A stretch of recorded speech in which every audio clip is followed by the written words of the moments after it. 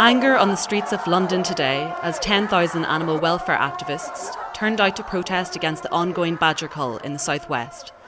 The animals are being killed to stem the spread of TB amongst cattle. The cull has been underway for 3 weeks, but feelings for and against it remain high. Our environment correspondent Chiara Benedetti has been to Somerset, and her report begins on the farm.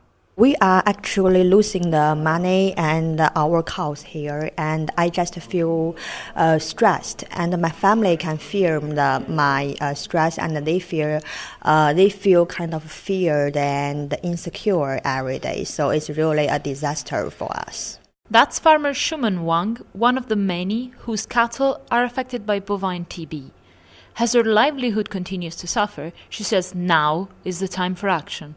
We just need something to be done here, and as people are now arguing and are hesitating, we are still losing the money here. I think the badger cull is good, but maybe the vaccination to cattle may be better. It's cheaper, it's more effective, so why not? And I just hope the DFRA can push harder on this one. Whether through culling or vaccinating cattle, time is not on the farmer's side. But are the politicians? Back in London, Agriculture Minister Tom Kinney. Well, obviously we've been compensating the farmers for the lost cattle due to the TB disease.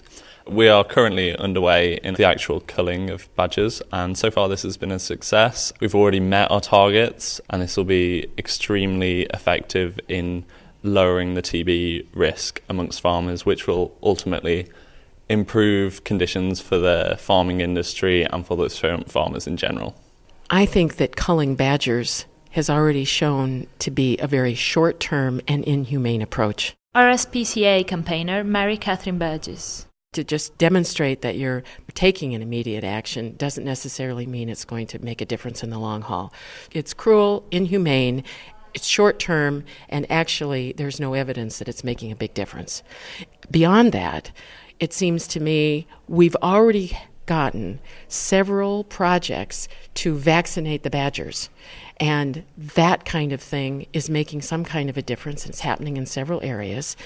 Beyond that, I also think that there's growing concern about taking the initiative to vaccinate the cows. We've got a big problem with the EU legislation on that, but I think it's an important enough thing that we need to move forward and pull together lots of resources to start to shift that EU legislation in order to have this be some kind of a response on several fronts, not just one. The government has provided funding for research into vaccinations of both cattle and badgers, but unfortunately this isn't an issue where we have time to wait for those results. And at the minute, this badger cull is the only viable option. It's humane, it's effective, it will reduce the risk. This isn't an inhumane cull. This has been treated very humanely. And obviously we have put money into research into vaccinations, but this isn't a time where we can wait on this issue. British farming needs to act now. So, if I understand correctly, you're going to continue with the cull? Absolutely. Tom Kinney ending that report from Chiara Benedetti.